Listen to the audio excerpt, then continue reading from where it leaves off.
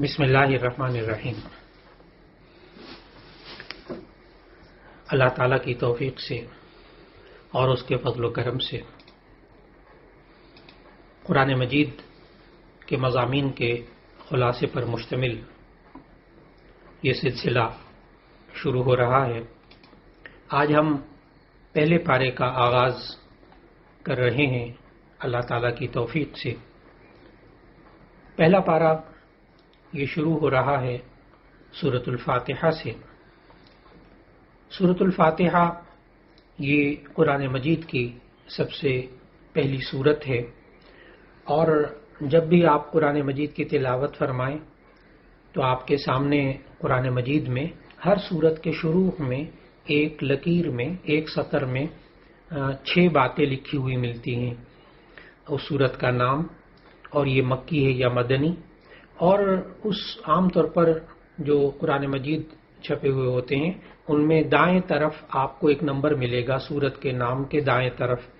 یہ ترتیب توقیفی نمبر ہوتا ہے، یعنی قرآن مجید میں کس سورت کو کس سورت کے بعد اور پہلے رکھنا ہے، یہ بات موقوف تھی حضرت جبرائیل علیہ السلام کے بیان کرنے پر، اس لیے اس کو ترتیب توقیفی کہتے ہیں۔ اور یہ اسی ترتیب سے یہ وہ سیریل نمبر ہے جو کہ اللہ تعالیٰ نے نبی صلی اللہ علیہ وسلم کو جبرائیل علیہ السلام کے ذریعے بتایا، اور اسی ترتیب سے آج ہمارے سامنے پورا قرآن مجید موجود ہے،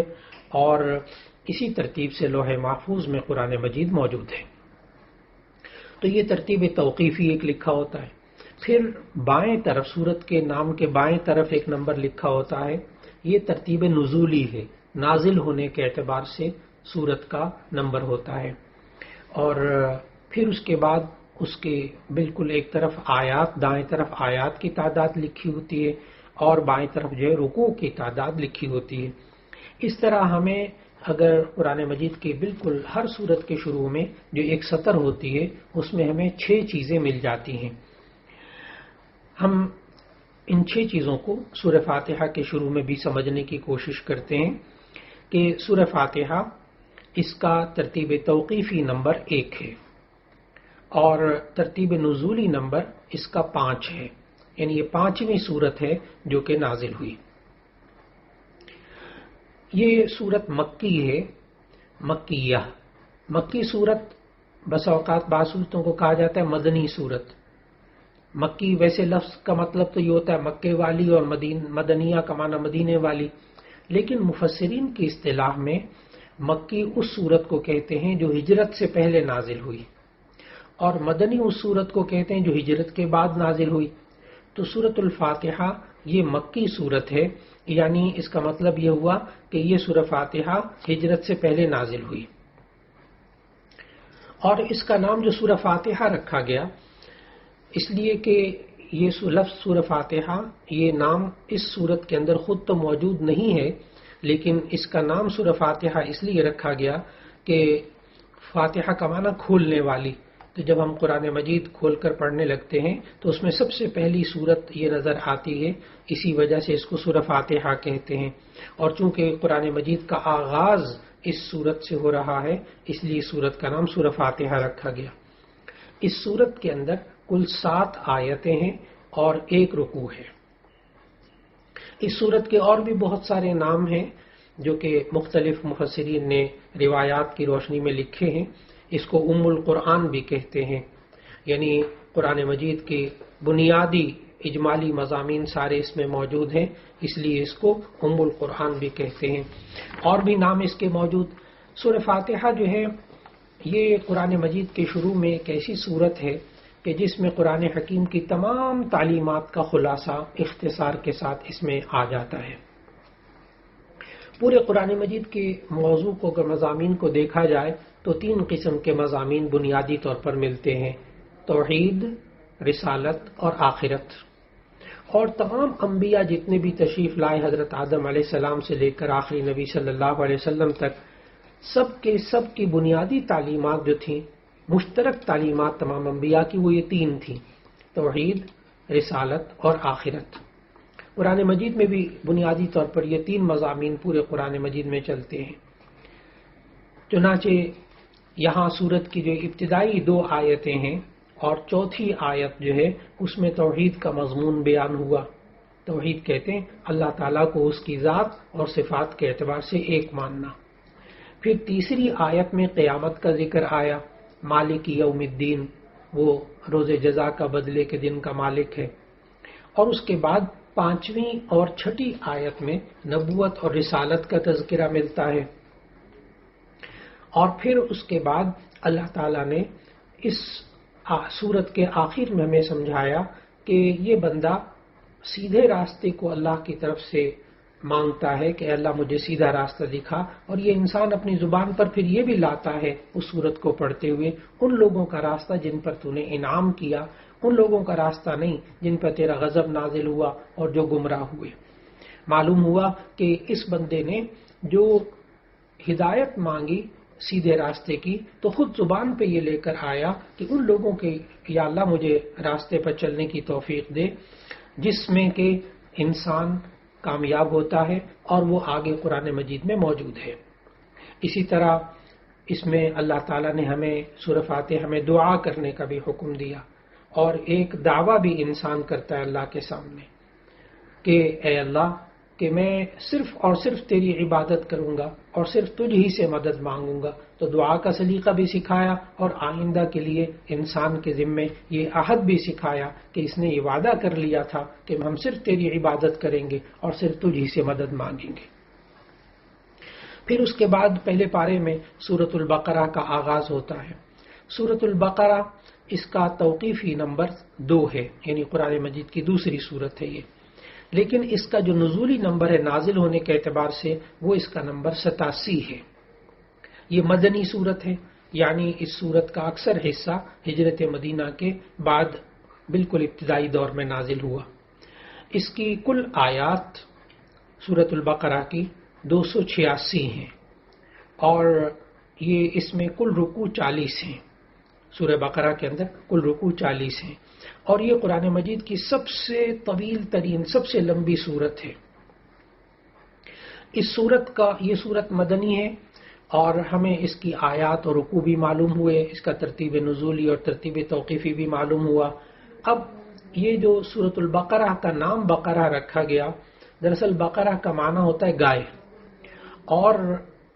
اس واقعے کو گائے والا واقعہ سورۃ البقرہ کے اندر اللہ تعالیٰ نے آیت نمبر 67 سے آیت نمبر 73 تک اس کا ذکر فرمایا، اور انہی آیات میں لفظ بقرہ بار بار آیا ہے. گویا کہ سورۃ البقرہ کا نام خود سورۃ البقرہ کے اندر موجود ہے. آیت نمبر 67 سے آیت نمبر 73 تک یہ بات موجود ہے. اس لیے اس کو سورۃ البقرہ کہا جاتا ہے کہ اس میں وہ گائے کے ذبح کا واقعہ موجود ہے. اصل میں وہ گائے والا واقعہ یہ پیش آیا تھا جس کا ذکر اللہ تعالیٰ نے اس سورت میں فرمایا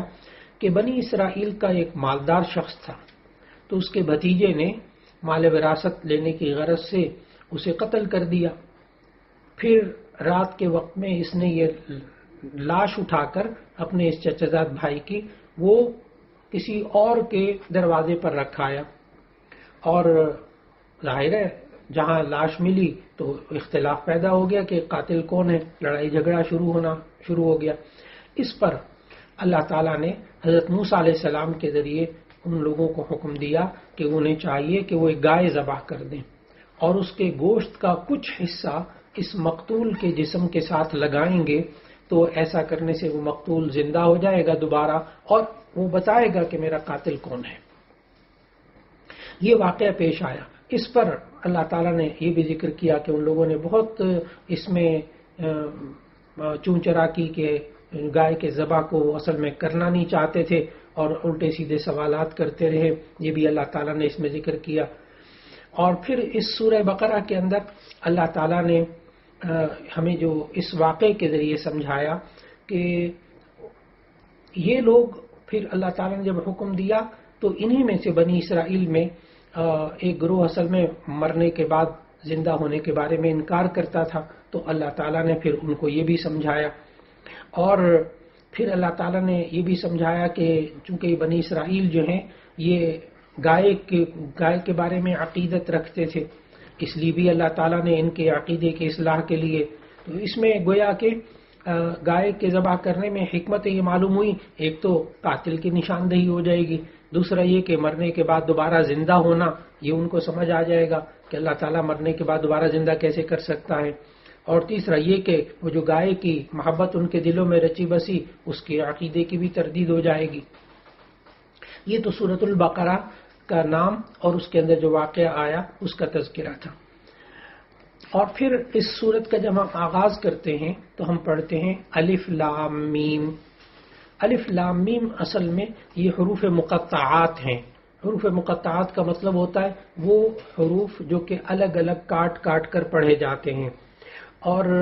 یہ حروف مقطعات کا ترجمہ ہمیں نبی صلی اللہ علیہ وسلم نے نہیں بتایا بغیر ترجمے کے، ہمیں اس پر ایمان رکھنا ہوگا کہ یہ اللہ تعالیٰ کی طرف سے ہے۔ لہذا ہمیں جتنے بھی حروف مقطعات قرآن مجید میں آتے ہیں، الف لام میم ہے، حامیم عین صاد ہے، حامیم ہے، کاف ہا یا عین صاد ہے، اسی طرح الف لام را ہے، ان سب کے بارے میں ہمیں یہی عقیدہ رکھنا چاہیے کہ ہمیں اس کا ترجمہ معلوم نہیں، اور یہ سب کچھ اللہ تعالیٰ کی طرف سے ہے۔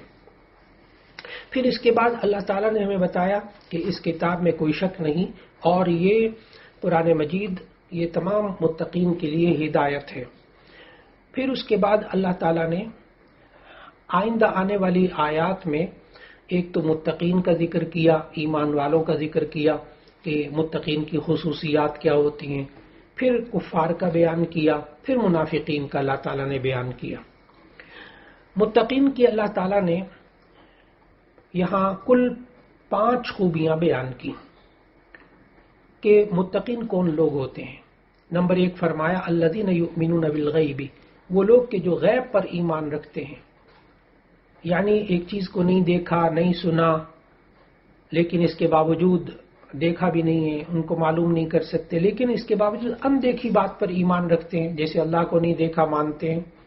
فرشتوں کو نہیں دیکھا مانتے ہیں، جنات کو نہیں دیکھا مانتے ہیں، جنت کو، دوزخ کو، پل صراط کو نہیں دیکھا مانتے ہیں۔ تو ایمان بالغیب، اندیکھی بات پر ایمان رکھتے ہیں، یہ متقی پرہیزگار لوگ۔ نمبر 2 کہ وہ نماز قائم کرتے ہیں۔ نمبر 3 زکوٰۃ ادا کرتے ہیں۔ نمبر 4 آسمانی کتابوں پر ایمان رکھتے ہیں، اور نمبر 5 آخرت پر یقین رکھتے ہیں۔ یہ 5 خوبیاں اللہ تعالیٰ نے شروع کی آیات میں متقین کی خوبیاں بتائیں۔ پھر اس کے بعد اللہ تعالیٰ نے یہاں شروع کی جو 4 آیتیں تھیں اس میں تو اللہ تعالیٰ نے اہل ایمان کا ذکر کیا، آگے کفار کا ذکر کیا 2 آیتوں میں، اور پھر منافقین کا آگے ذکر کیا 13 آیتوں میں۔ اور منافقین کی جو اللہ تعالیٰ نے خصوصیات بتائیں اور ان کی جو اوصاف اور ان کی حرکتیں بتائیں، ان 13 آیتوں میں منافقوں کے 12 اوصاف بیان کیے گئے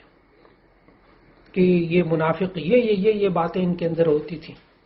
لہذا منافقین کی جو باتیں اللہ تعالیٰ نے ان کے بری عادتیں بتائیں، ان کو اپنے آپ کو بچانے کی کوشش کرنی چاہیے۔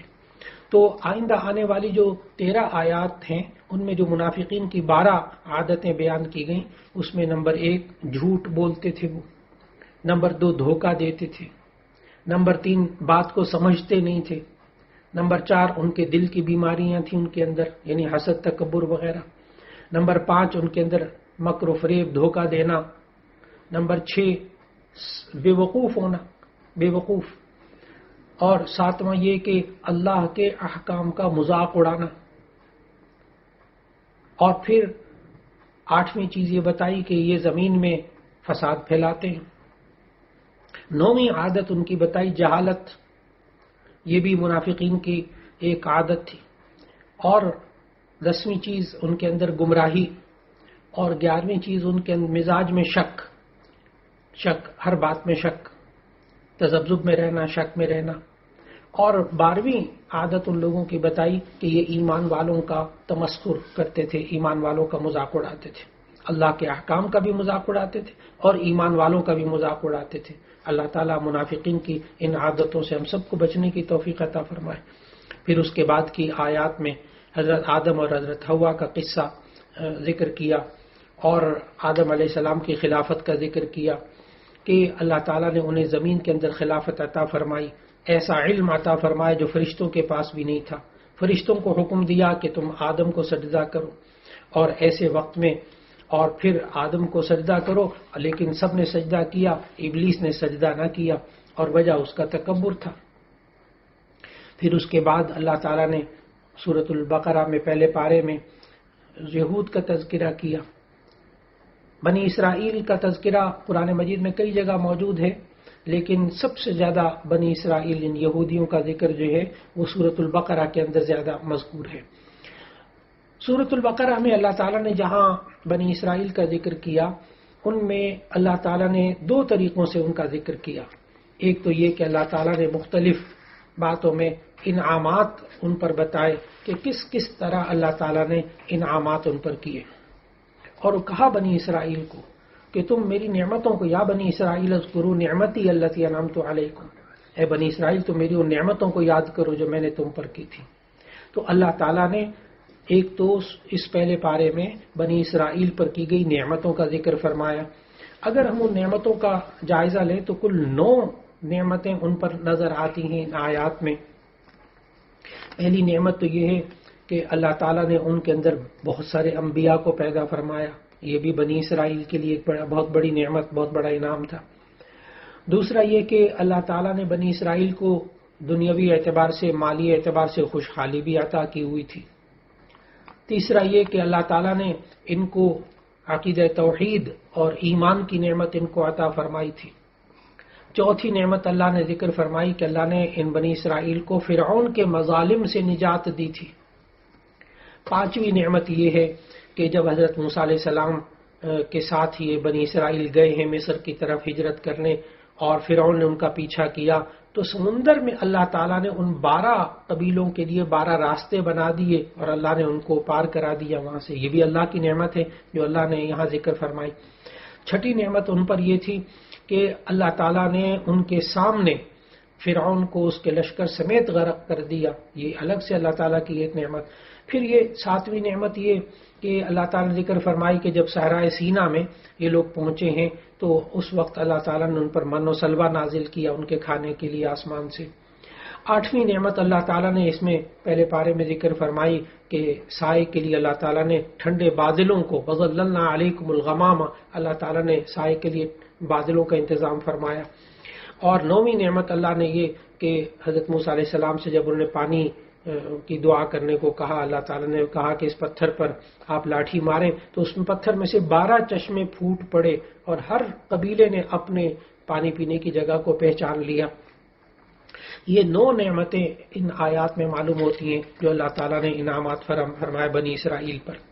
لیکن اس کے جواب میں یہ بنی اسرائیل بار بار اللہ تعالیٰ کی نعمتوں کی ناشکری کرتی رہی، اور اللہ تعالیٰ نے تقریباً ان آیات کے اندر 18 قسم کی باتیں بتائیں کہ ان کی یہ حرکتیں تھیں کہ جو یہودیوں کی اور بنی اسرائیل کی، کہ جنہوں نے اللہ تعالیٰ کی نعمتوں کی ناشکری بھی کی اور اللہ تعالیٰ کی نعمتوں کا انکار بھی کیا۔ اور اس میں سے پہلی بات تو اللہ تعالیٰ نے یہ ذکر کی ان آیات میں پہلے پارے کے اندر کہ بنی اسرائیل نے حق کو چھپایا۔ نمبر 2، یہ نبی صلی اللہ علیہ وسلم اللہ تعالیٰ کے آخری نبی ہیں، ان کی نبوت کا انکار کیا۔ تیسرا کام انہوں نے یہ کیا کہ بچڑے کو معبود بنایا، وہ سامری نے ایک سونے چاندی کو پگھال کر ایک بچڑا بنایا، انہوں نے اس کی عبادت شروع کر دی۔ چوتھا یہ تھا کہ جب وادی سینا میں ان کو من و سلوہ ملا تو انہوں نے بے صبری اور لالچ کا مظاہرہ کیا کہ ہمیں یہ نہیں چاہیے، ہمیں تو دال اور جناب سبزی اور یوں چاہیے۔ پھر جب یہ اللہ تعالیٰ نے کہا کہ تم، پانچواں یہ کہ اللہ تعالیٰ نے ان کو کہا کہ تم فلاں شہر میں داخل ہو جاؤ، اور دیکھو سجدہ کرتے ہوئے داخل ہونا اور حطۃ کہتے ہوئے داخل ہونا، یہ اللہ گناہ کم کر دے، تو وہ جناب متکبرانہ انداز میں داخل ہوئے، اس طرح کہ اپنے اوپر کے بدن کو تو نہیں جھکایا۔ وہ جب دروازہ دیکھا نا کہ دروازہ تو یہ چھوٹا سا دروازہ ہے، تو اپنے ٹانگوں کو سمیٹ لیا اور نچلا بدن، اوپر والا بدن جو ہے وہ ویسے سیدھا رکھا، اور بجائے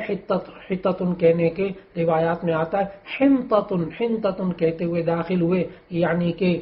گندم آٹا، گندم روٹی۔ تو دونوں باتیں اللہ کی نہیں مانی انہوں نے۔ پھر چھٹا یہ کہ اللہ تعالیٰ نے ذکر فرمایا کہ یہ نبیوں کو ناحق قتل کرتے تھے۔ 7ویں بات یہ بتائی کہ یہ بار بار بدعہدی کے مرتکب ہوتے تھے، اور 8ویں یہ بات بتائی کہ ان کے دل سخت ہو گئے تھے، پتھر سے بھی زیادہ دل سخت ہو گئے تھے، اور 9ویں کفران نعمت کی بات اور اللہ تعالیٰ کی جو ہے نافرمانی کی بات بتائی کہ یہ بنی اسرائیل انہوں نے اللہ تعالیٰ کے کلام میں لفظی اور معنوی تحریف کی تھی، اور 10ویں بات یہ بتائی کہ یہ شریعت کے بعد اپنی مرضی سے شریعت کے اللہ تعالیٰ کے بعد احکام پر ایمان لاتے تھے، بعد کا انکار کرتے تھے، اور 11ویں بات یہ بتائی کہ یہ بغض اور حسد کی بیماری میں مبتلا ہو گئے تھے، اور 12ویں بات یہ بتائی کہ یہ لوگ دنیا کی مال، دنیا کی زندگی سے بے تحاشا محبت کرتے تھے، اور نمبر 13 بات یہ بتائی کہ یہ اللہ کے نیک فرشتوں سے بھی بیزاری کا اظہار کرتے تھے، 14ویں بات یہ بتائی کہ یہ لوگ جادو اور نجومی پنے میں یعنی کہانت میں بڑی دلچسپی رکھتے تھے، اور 15ویں بات یہ بتائی کہ ان کے ہاں بنی اسرائیل کے ہاں ایسے عملیات کرتے تھے جس سے میاں بیوی کے درمیان جدائی پیدا ہو جائے، لڑائی ہو جائے، گھریلو لڑائی ہو جائے، اور 16ویں بات اس میں یہ معلوم ہوئی کہ عجیب بات یہ کہ بنی اسرائیل ان تمام بد اعمالیوں کے باوجود اپنے آپ کو کہتے تھے ہم جنت کے دعوے دار ہیں، ہم لوگ جنت میں جائیں گے، بس جنت میں صرف وہ جائے گا جو یہودی ہوگا، اور یہی دعویٰ نصارہ بھی کرتے تھے، ان کے اندر بھی بنی اسرائیل میں سے یہی لوگ یہ تھے، اور پھر اس کے ساتھ ساتھ اس دعوے کے ساتھ ساتھ یہ بھی کہتے تھے کہ ہم حق پر ہیں اور باقی جتنے ہیں وہ سب کے سب حق پر نہیں ہیں، اور وہ یہاں تک کہتے تھے نبی صلی اللہ علیہ وسلم کو بھی کہ کونوا ھودن او نصارا تہتدوا، کہ تم یہودی ہو جاؤ یا نصرانی ہو جاؤ ہدایت پا جاؤ گے۔ اس کے جواب میں اللہ تعالیٰ نے پھر کہا نہیں، آپ کہہ دیجئے کہ نہیں، میں تو ملت ابراہیمی پر ہوں، اور ملت ابراہیمی جو ایسی یعنی ملت حضرت ابراہیم علیہ السلام کا دین ایسا ہے کہ جس میں کوئی خرابی نہیں، اور یہود و نصارہ سب ان کو مانتے تھے۔ تو پھر اس پہلے پارے میں ابراہیم علیہ السلام کا خوب ذکر ہوا، اور یہود پر جو اللہ تعالیٰ نے انعامات اور کفران نعمت کی تفصیل بتائی، تو اس میں جب وہ یوں کہتے تھے کہ آپ یہودی ہو جائیں یا نصرانی ہو جائیں آپ ہدایت پا جائیں گے، تو اللہ تعالیٰ نے پھر نبی صلی اللہ علیہ وسلم کو حکم دیا آپ کہہ دیجئے کہ میں تو ملت ابراہیمی پر ہوں۔ اصل بات یہ تھی کہ ابراہیم علیہ السلام کو یہود اور نصارہ دونوں تسلیم کرتے تھے، اب اگر وہ اپنے دعوے میں سچے ہوتے تو حضرت آپ صلی اللہ علیہ وسلم کی اتباع کرتے۔ اللہ تعالیٰ نے اس بارے میں یہ بھی ذکر کیا کہ حضرت ابراہیم علیہ السلام نے کس طرح دعا مانگی تھی، اور کس طرح حضرت آخری نبی صلی اللہ علیہ وسلم کو بھیج کر اللہ تعالیٰ نے حضرت ابراہیم علیہ السلام کی دعاؤں کو پورا کیا۔ اور پھر حضرت ابراہیم علیہ السلام کا ذکر کرتے ہوئے اللہ تعالیٰ نے بتایا کہ حضرت ابراہیم علیہ السلام کو ہم نے مختلف آزمائشوں میں مبتلا کیا، لیکن وہ ہر آزمائش میں سرخرو ہوئے، کامیاب ہوئے۔ پہلی آزمائش تو یہ تھی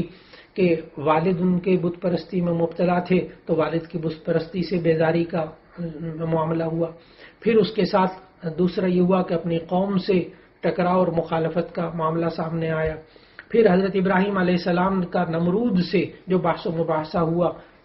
اور پھر چوتھی آزمائش یہ ڈالی کہ آگ میں ان کو ڈالا گیا، حضرت ابراہیم علیہ السلام کو، اور پھر جب آگ سے اللہ تعالیٰ نے ان کو نجات دی تو پھر وطن سے ہجرت کرنے کی آزمائش آ گئی، پھر بیوی اور بچے کو بے آب و گیا وادی یعنی مکہ جس کا پرانا نام بکہ تھا وہاں چھوڑنے کا حکم ہوا۔ پھر حضرت ابراہیم علیہ السلام پر آگے چل کر ہم مطالعہ کریں گے کہ قرآن مجید میں کہ اپنے بیٹے اسماعیل کو اپنے ہاتھوں سے ذبح کرنے کا حکم دیا۔ تو یہ سب آزمائشیں جو ہے وہ حضرت ابراہیم علیہ السلام پر آئیں، لیکن وہ ان سب پر ثابت قدم رہے اور ان کے قدموں میں ذرا برابر کبھی بھی لغزش نہیں آئی۔ اور حضرت ابراہیم علیہ السلام نے جو دعائیں مانگی پھر اللہ تعالیٰ نے وہ دعائیں بھی قبول فرمائی۔ حضرت ابراہیم علیہ السلام نے یہ دعا مانگی کہ اے اللہ اس شہر کو مکے کے شہر کو پرامن شہر بنا، تو اللہ تعالیٰ نے اس کو امن والا شہر بنایا۔ پھر اللہ تعالیٰ نے حضرت ابراہیم علیہ السلام نے یہ دعا مانگی تھی کہ اے اللہ یہاں کے رہنے والوں کو رزق عطا فرما، پھل عطا فرما۔ آج دنیا کے کونے کونے میں سے بہترین پھل اگتا ہے اور وہ مکہ کے اندر نصیب ہوتا ہے۔ اور سب سے بڑی دعا جو حضرت ابراہیم علیہ السلام نے مانگی تھی کہ اے اللہ میرے میں سے ایک ایسے نبی کو پیدا فرما میری نسل میں سے، چنانچہ آخری نبی حضرت محمد صلی اللہ علیہ وسلم کو پیدا کیا گیا، خاتم النبیین صلی اللہ علیہ وسلم یہ حضرت ابراہیم علیہ السلام کی نسل میں سے۔ اور پھر حضرت ابراہیم علیہ السلام کی باتوں کو ذکر کرنے کے بعد اللہ تعالیٰ نے ہمیں یہ بھی سمجھایا کہ ملت ابراہیمی سے صرف وہی منہ پھیر سکتا ہے جو بدبخت ہو اور اپنی خواہشات کا غلام ہو، اور یہود و نصارہ یہی کرتے تھے۔ پھر اس کے بعد حضرت ابراہیم علیہ السلام کے دین کو دین حنیف کہا اللہ تعالیٰ نے۔ حنیف کا لفظی مطلب ہوتا ہے جو کہ ٹیڑھے پن سے پاک چیز ہو، اس کو حنیف کہتے ہیں، بل ملت ابراہیم حنیفہ۔ تو حضرت ابراہیم علیہ السلام کی جو ملت یعنی ان کا جو دین تھا، اس میں شرک نہیں تھا، اس میں ٹیڑھا پن نہیں تھا، اور اس میں کوئی گمراہی نہیں تھی۔